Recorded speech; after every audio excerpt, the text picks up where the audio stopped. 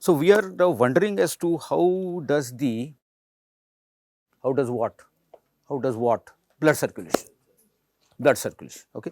We are wondering as to how does blood circulation ensure that the different cells of the body keep on getting their steady and required supply of the blood. Okay, that is what we are doing. We have only 5 liters of blood that we keep on circulating, and and we yet have to make sure that all the cells have their, and not that all cells have equal requirement. Okay, they have different requirements, and the requirements keep on changing. Therefore, the system has got to be extremely dynamic. But we have already recorded so far that some of the means we have already recorded, like well, when you need more blood, you make the heartbeat faster. Okay, you make the heartbeat stronger, and this is the first thing that you can do with reference to. But that will send the blood everywhere. Okay, then whenever you want to make sure that you want to send it in this part or on that part, then we have other tools. Okay, like in the blood vessels, particularly in the larger arteries and in the smaller arteries and in the arterioles, everywhere other than the capillaries, you have the smooth muscles. Okay, and with those smooth muscles, you can either constrict and reduce the diameter so that you reduce the blood supply here, or you can dilate them and increase the supply. So that is, these are the different tools which our systems have evolved to make sure that a particular organ gets more blood, depending now here and now and a little after somewhere else. So we have continuous dam. So smooth muscles, so very important is smooth muscles. Okay. Then there was one other very interesting point that we noted in the earlier one, and I will tell you the phenomena and ask you and find out if you remember the name of the scientist. The active and inactive capillaries. August Krog. August what? Krog. August Krog. August Krog is also known for what? Krogs. What does it represent? That there is always a model organism. So whenever before you embark on your research, make sure that you have selected. Okay, that's August Krog. Okay.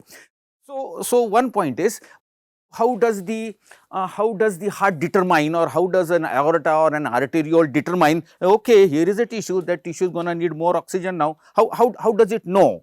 How does it know? The answer to that question is because the tissues are demanding. Okay, tissue. So when you want anything, you demand, and when you demand, okay, then you may get. Okay, so how to demand is a thing. Okay, so how do you demand? Okay, the answer is very simple. You do some exercise with your left hand, not with your right hand. Keep on doing it for 5 minutes. Then obviously the cells in the left hand, all the muscle cells and all the types of cells, they will undergo. They'll suddenly start what? Wanting more oxygen. Okay, they will start wanting more oxygen. They'll demand, and you'll soon find that the blood flow in that part is increasing. Okay, so. Okay, I'll ask you to undertake an experiment. The experiment is, and this experiment is based on whatever we have done in the class. So here is a human subject for you, before you, sitting on a chair, and then you are supposed to reduce the blood supply to the left hand for a period of 30 seconds, maybe 1 minute, maybe 2 minutes, maybe 5 minutes. Okay, and then you are supposed to track the blood flow. Okay. So within the confines of what we have done in the class, can anyone design an experiment? Did you get the problem? One of you is sitting here. And what is the problem assigned to you? Reduce the blood pressure. Okay. Maybe now for 30 minutes, wait for half an hour, maybe 1 minute, maybe different periods, different length of time, and during that period, okay. So before that, during that period, after that, okay, measure the amount of blood flow. This is within the, now I am testing you as your capability to think independently as a scientist, and this is in the framework of everything that I have taught you in this class. Yeah. He has crossed one hurdle. You put a cuff here, and then you take the pressure to how much? 140, more than 120, presuming 140. So step number 1, he has answered one question very correctly. Step number 2. Then we use the piezoelectric crystal. Then he absolutely correct. Then we talked about the Doppler's principle. Okay. So you keep it pressed for 30 seconds once, then with the Doppler's principle, and the Doppler's principle will tell you the flow flow, and if you know the volume of the blood vessel that you are occluding, you can actually work out the amount of blood that is actually flowing. Are you with me? Did you get the answer now? We have worked out within the, and if you do that, you get some interesting data. I got this a very interesting picture. Can you make some? Look at the blood flow on the left. On the y-axis, there is blood flow through your hand, okay, and then you put the cuff, and the blue one is for how many seconds you put the cuff there? Tell me. 30 seconds, and another is 1 minute, 2 minutes, 5 minutes. Okay, and then you follow and you track the amount of blood that is flowing, and what do you get? Is the correlation very clear there? You are followed, or you are following, or you are not following? What is the difference between the curve of 30 seconds and 5 minutes?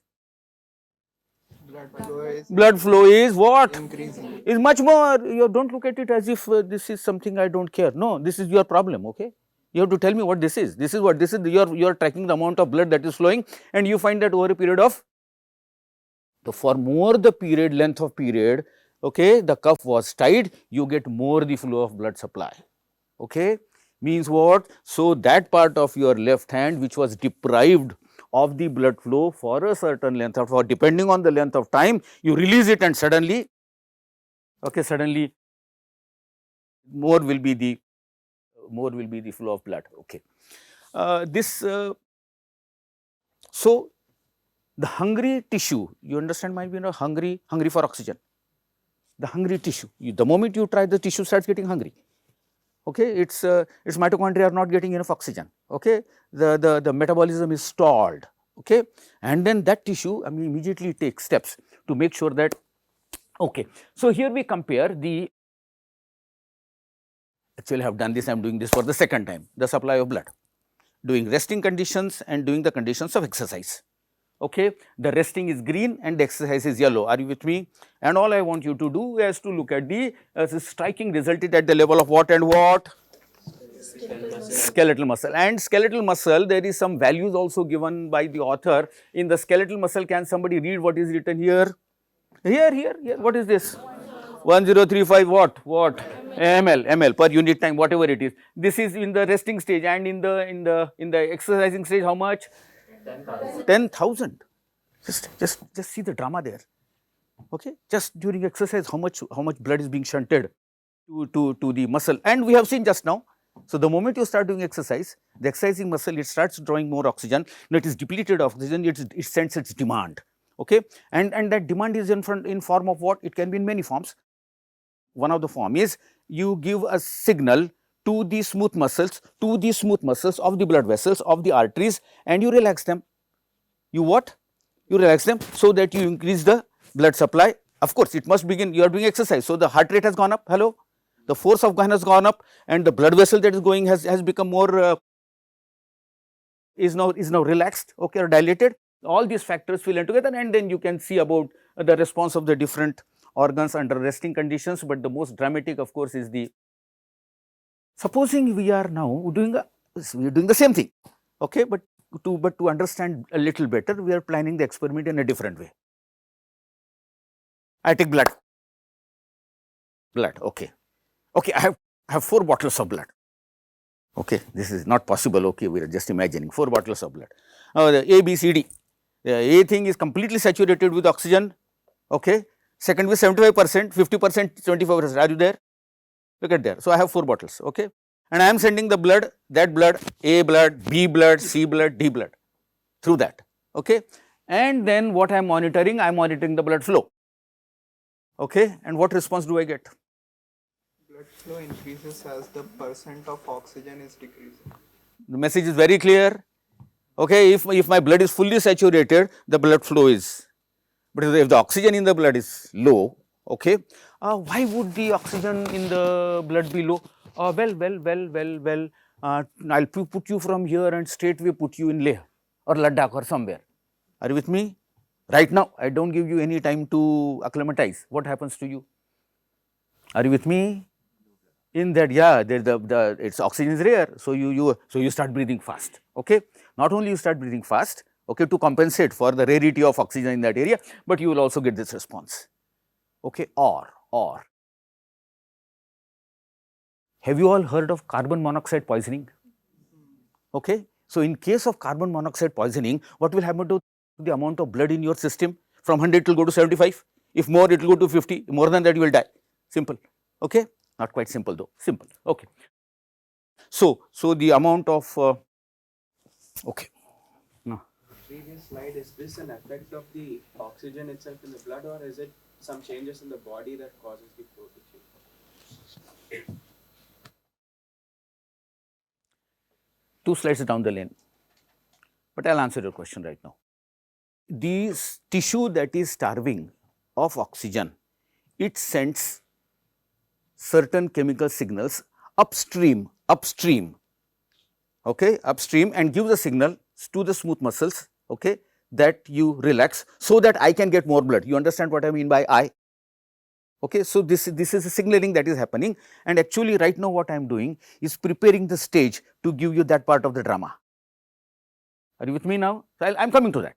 In this case, does the resting heartbeat also increase? In which case? Oh yeah, it does. It does. Oh yeah, it does. It does. It does. But it's not so simple.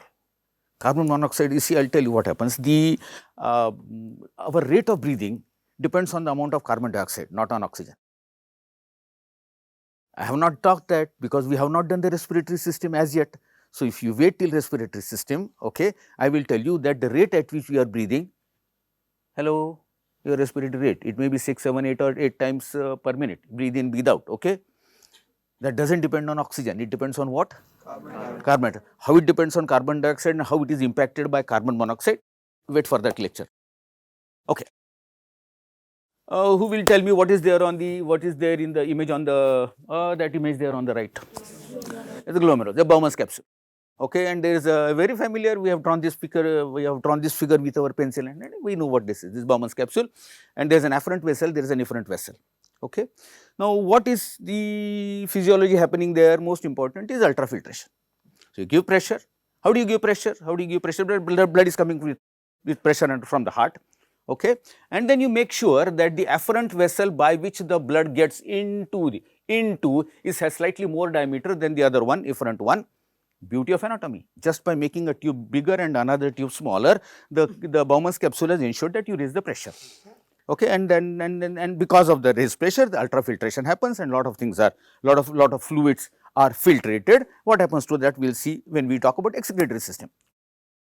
But you would appreciate one thing, that if there is one thing extremely critical for filtration to happen in the kidney, that is the heart and soul of the kidney. Okay, filtration has to, you have to give pressure.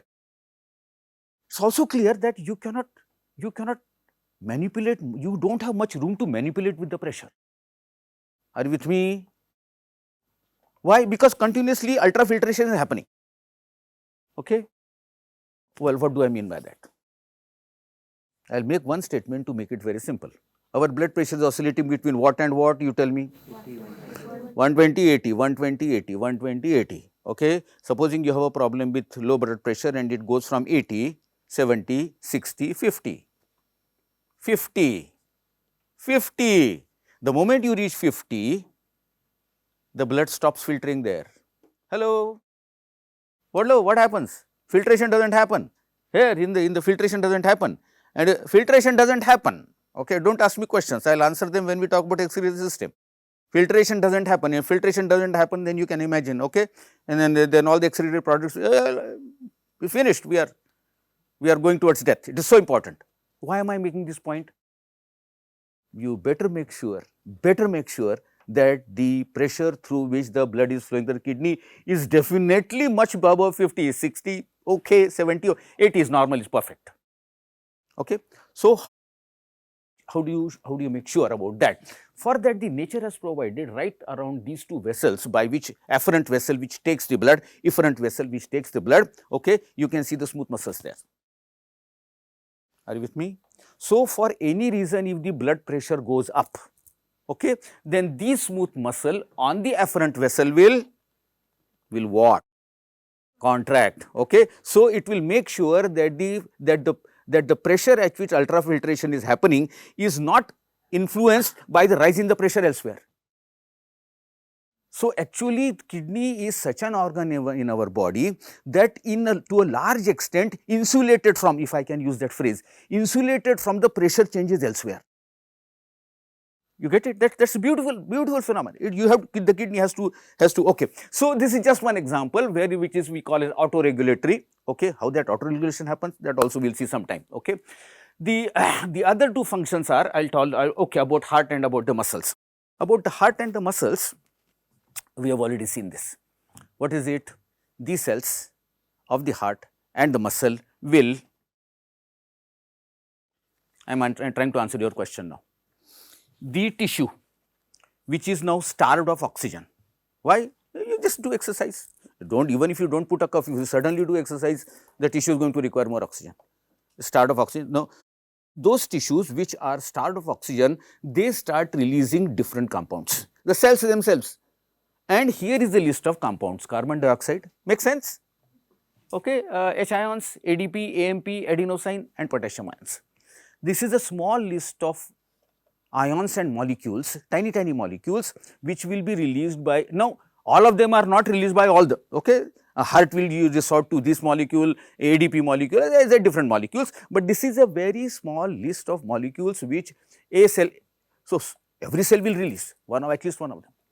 Okay, if it is starved, it will release one of this. Okay, and these substances then, so where will they go? They will diffuse outside. They will diffuse outside, and in the periphery they may encounter. Now they have two options. One option is go and act on the nearest arteriole. Okay, that nearest arteriole will have a receptor for one of these, and under the influence of this signal that is coming from the oxygen starved cells, it will, what drama I am doing here? Dilate. So, have you appreciated the logic? The cell that needs more oxygen has been given the control of the smooth muscles which are bringing the blood to it. Got the message there? Okay, very nice. This is what mainly happens in heart and brain. In what? Heart and brain. This is the mechanism that happens also in the skeletal muscle. This is the mechanism that happens. There is yet another mechanism. Again, I will again take you to August Krog. What did August Krog teach us? That there are active capillaries and there are, what is it that makes the active capillary inactive and the other way around? Smooth muscles, sphincter muscles, okay.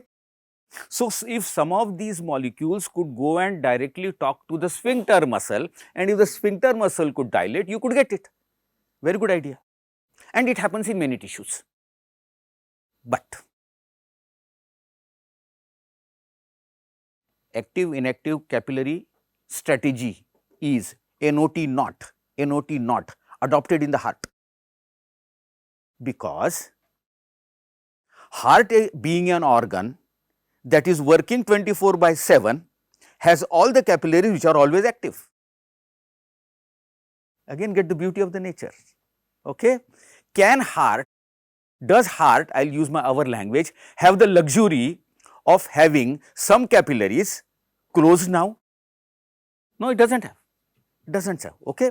So, as far as heart is concerned, it operates by sending the message in that language. What language? That is the language. It will send where? To the smooth muscles of what? Arterioles. And what will the arterioles do? They will dilate and increase the draw the blood supply to the. So, these are the two organs which you can read more about it. I just put this slide to. So, there are two ways, either you can do the smooth muscles of the arterioles or the smooth muscles of the sphincter, and that is the phenomena you get, say, in the alimentary canal. Follow this slide. Adenosine. This is purine or pyrimidine? Purine. It's a purine. Okay, it's a purine. Okay. Now, here we are in a cell, and this is the plasma membrane. Hello, can you see the plasma membrane there? Okay. So, if that is the plasma membrane, okay, then author has written here intracellular and that is extracellular. And what is this cell? This is a cell that is now needing more oxygen. It is doing exercise or work or whatever, it needs more oxygen. It is not getting enough oxygen. As a result of that, what it would do is, it would let some ATP molecules to pass through this specialized kind of channel, which is called as, I can't read, pannexin. It is a protein. Pannexin, it will allow the what molecule? ATP molecule, okay, to go out from the intracellular side to it. So, what is actually cell doing? It is sending a message, a chemical message, and that is, now that ADP molecule, if you follow carefully, those 3 blue circles, they converted into 2 red circles, they get converted into green circles. You follow the story, you know the story, ATP, ADP, AMP, okay. That AMP or AMP loses that one phosphate and becomes just what? Just becomes what? Just becomes what? Adenosine, okay. You are following the story now? It is getting the adenosine, okay. Now, this adenosine will interact with the receptors. What receptor? I will give you a very clear answer. This is one very simple question. Will you find a smooth muscle in heart? Look, yeah, I am setting a trap for you. So, will you find smooth muscles in the heart? Yeah, because this is the heart tissue, heart, there is a capillary and these are smooth muscles, and you can see the bunch of RBCs there. So, you will, the coronary blood vessel, it is a blood vessel, okay. The blood vessel will have the smooth muscles, okay. So, now we are constructing a situation in which the heart cells are not getting adequate oxygen, and therefore, the heart cells are releasing the, as we have seen in the previous slide, a molecule which we identify as what? Adenosine. We are going ATP, ADP, AMP, adenosine, we are there now, okay. Now, what that adenosine does is presented in this cartoon, and the molecule is, what molecule is here? What does ADO stand for?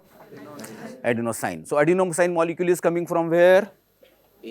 Heart muscles, coming source is heart muscle in the form of ATP, adenosine.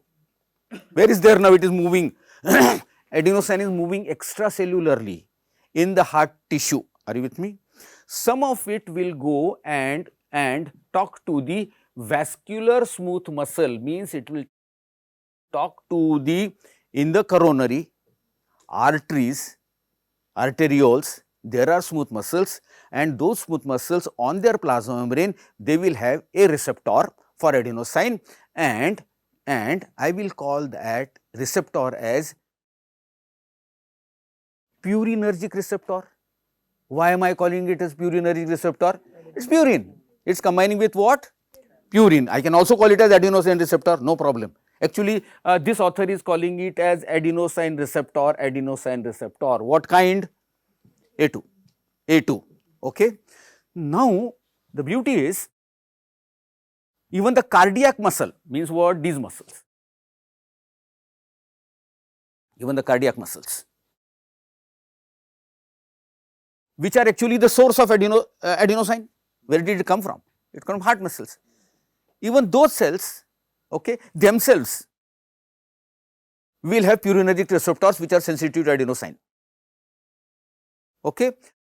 Therefore, you would appreciate that one is, let us appreciate the cartoon. Here author says the vascular smooth muscles which are here, and here the author is particularly focusing on the cardiac muscles which are located where, please?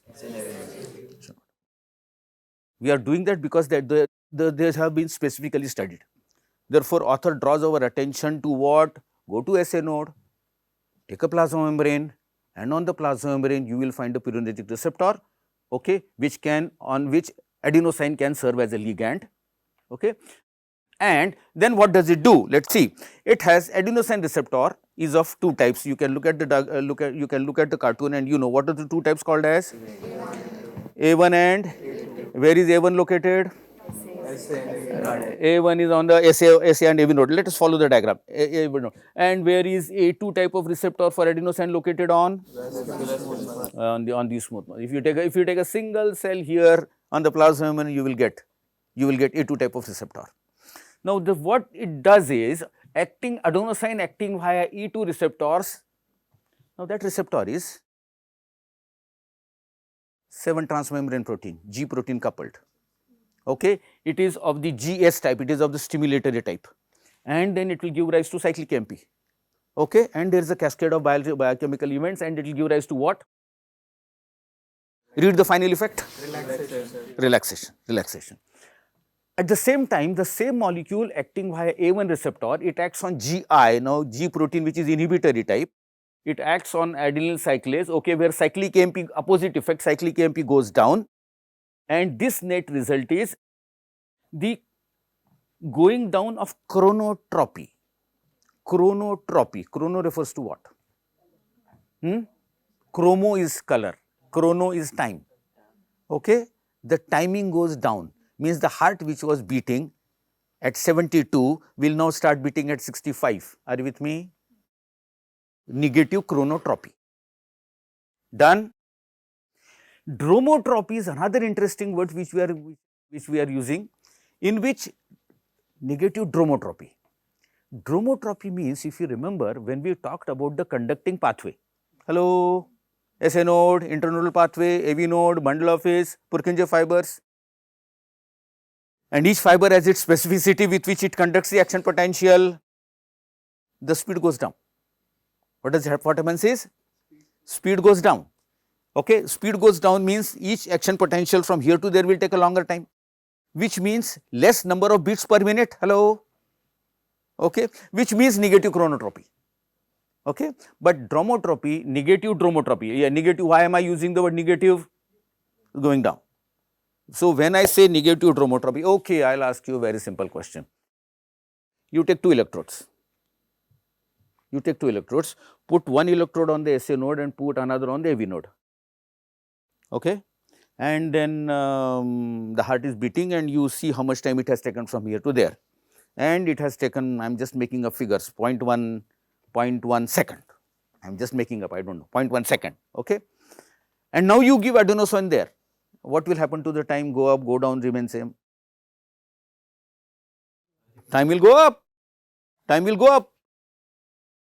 The speed is reduced. Speed is what? So it was, if original was 0.1, it may be 0.12, 123 something. The time has gone up. Okay, the point is very clear. So what are we talking? How does the heart tissue respond when some of the heart muscles, okay, get less oxygen? So are you good? Great.